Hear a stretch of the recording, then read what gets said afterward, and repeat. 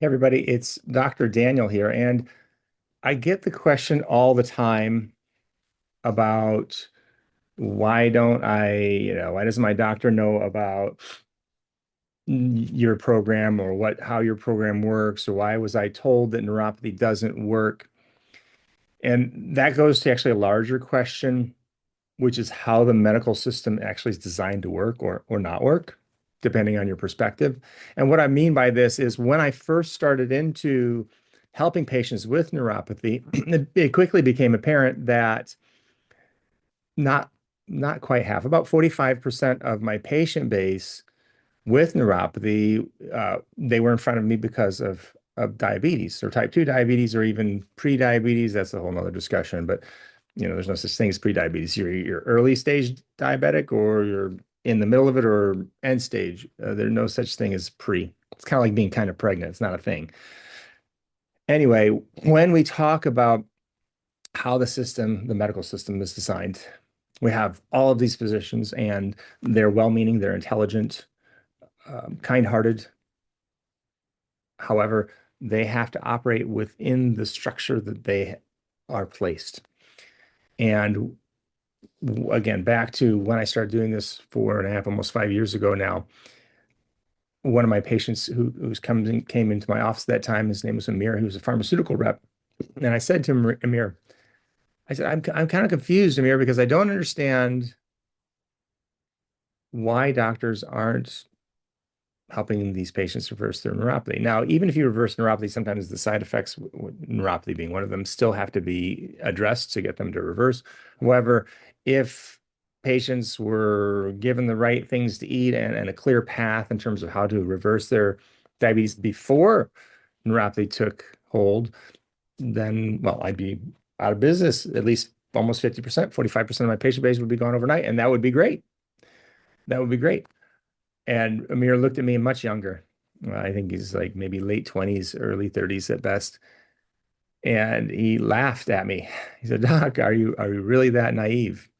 And I asked him, well, what do you mean by that? He said, Doc, it's always the same thing. Comes down to money. And the medical system is captive to the pharmaceutical industry. And I don't want to upset people. I'm not here for that. It's just that's just the way it goes. They're all of the procedures and processes are driven by medical management in the sense that they're only going to look to prescription drugs for solutions. They're not going to say, hey, eat healthy, here's what you do exactly for exercise. Here's some supplements, like berberine, which will help patients, or chromium picolinate, which will help patients with diabetes blunt their insulin response and return their blood sugars back to normal because it's very counter to profits. And he said, well, I kind of hope that's not so, but he says, look, doctors can only do so much. They're not allowed to do many things. And when you talk about the lifetime value of the patient, and excuse me, and to explain lifetime value for pharmaceutical companies, they track exactly how much money they make per patient for prescription drugs, just like hospitals track how much money they make for diabetics for hospitalizations, surgeries, interventions, et cetera. All of them keep very well-defined statistics in terms of how much money they're making for managing problems. And when it comes to diabetes, he told me what the actual lifetime value of a patient just for medications was for type 2 diabetic patients. And that number was huge. And he said, take a guess. And I said, 50. He said, no, higher. 100, no, higher. 200, no, higher. 400. And finally I said, well, what is it? He said, it's over $650,000. That's just in prescriptions alone. That doesn't count the hospitalizations, medical interventions, surgeries, et cetera, all of that. So we're talking most likely millions of dollars per patient for a diabetic diagnosis or diagnosis of diabetes. And now, if you solve a problem, that's it. And that means that if you're solution based, you're kind of putting yourself out of business. And don't get me wrong, I'd be happy to put myself out of business because I'd go find something else to do. This is just the easiest way that I found to have the most impact on people and to change lives is helping patients in this particular niche in this area. And when it comes to how the system managed, like a good example would be Maria. Maria was a patient of mine who came in pretty much soon after I started. She was an in-office patient, and she was type 2 diabetic. She was never given any instructions in terms of how to change what she ate. She was only given more medications. The doctor did say, eat less carbs. That's a recipe for disaster. We need to be very specific in terms of, what should be eaten, what should not be eaten. And because, leaving room for error means that errors will occur or mistakes will be made. And that's one of the reasons our program has a very specific eating list in terms of, hey, if it's on this list, great. If it's not, probably shouldn't do it or definitely shouldn't do it. Back to Maria, she had neuropathy, of course, and she had followed the whole protocol. She went through everything that they would offer. Gabapentin, Lyrica, Cymbalta, pregabalin. Then the pain started, couldn't sleep because of the burning. So tramadol, hydrocodone, OxyContin, which she couldn't handle, and then they even offered her fentanyl patches, which she refused. They did cortisone injections. Ultimately, she ended up getting infections in both of her big toes. They buried her with antibiotics. The antibiotics did not work, unfortunately. And then, of course, those infections progressed to the point where she needed a bilateral amputation. Insurance companies, the Medicare paid for all of that. And medications aren't the answer. If they were, there would be no neuropathy. And I'm going to show you something very quickly. I'm going to share my screen. And here we go, share. I'm going to bring it down so I can read it. And so you'll see here that I said, what drugs help reverse neuropathy? And when we look at the answer, while no medication can guarantee reversal of nerve damage caused by neuropathy, certain drugs can help manage symptoms and even potentially improve nerve function.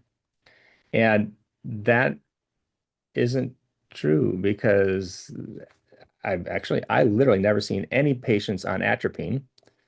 Not to say that it doesn't exist. I've never seen them. Gabapentin, pregabalin, Lyrica, Cymbalta, they all reduce the function of nerves and actually lead to increases in balance disturbances or further decreases in loss of nerve function.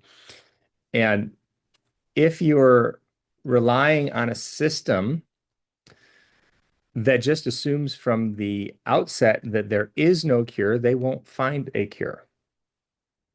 And that's my big beef with the medical system is that they're not even looking. I've sent patients back to neurologists. I've sent patients back to their primary care providers after they've gotten results and always heard the same thing. Well, you were probably just going to get better anyways. And one of the patients had it for I think like 12 to 15 years. He wasn't sure. He says basically over a decade.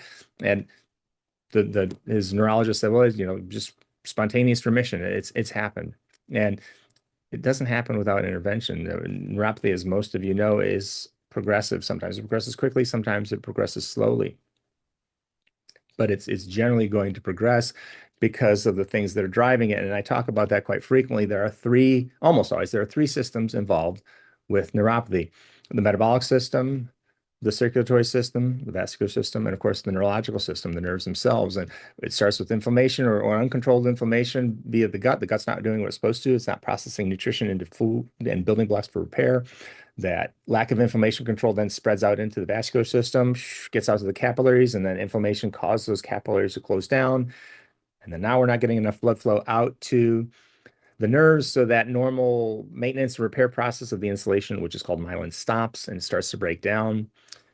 And poof, all of a sudden we have neuropathy. This is not a mystery. And I honestly can't think of any situations where I haven't seen all three, but I haven't seen every case of neuropathy. That I wish I could see everybody, but I can. I see as many people as I can on a weekly basis, daily basis. Again, we have to understand where medicine and our physicians are and how they're kind of trapped into going down a particular path. And if you're looking for a solution, you can't go to a system that assumes from the outset that there's nothing that can be done. My assumption is that there is always something that can be done. Now, there have been cases where, and not a whole lot, fortunately, just a handful over the years where I haven't been able to help, that the patient hasn't been able to improve or totally reverse their situation. Those are the exception, not the rule. The body is meant to heal itself.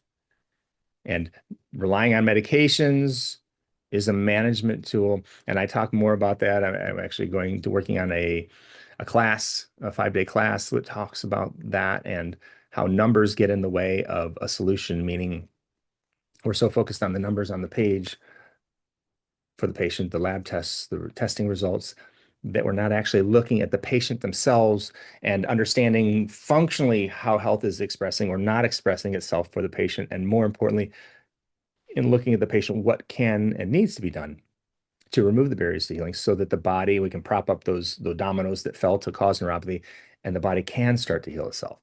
And that's, I know that's quite a long-winded explanation. There's certainly a lot to unpack there. And I could talk for hours about neuropathy because there's so many things involved. And each case is slightly different, sometimes dramatically different, which is why I like to do consultations one-on-one, 45 minutes. Sometimes they run an hour, sometimes they're long. My staff gets mad at me because I'm taking too long, but I'm going to take as much time as I need to understand with each patient because the system as it stands isn't asking the right questions, isn't asking enough questions, and of course, it's based on faulty assumptions.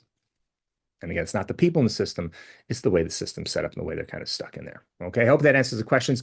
If you have any questions, certainly let us know. We're available via email and happy to answer any questions that you may have for us. Hope you have a great day. Be blessed and be well.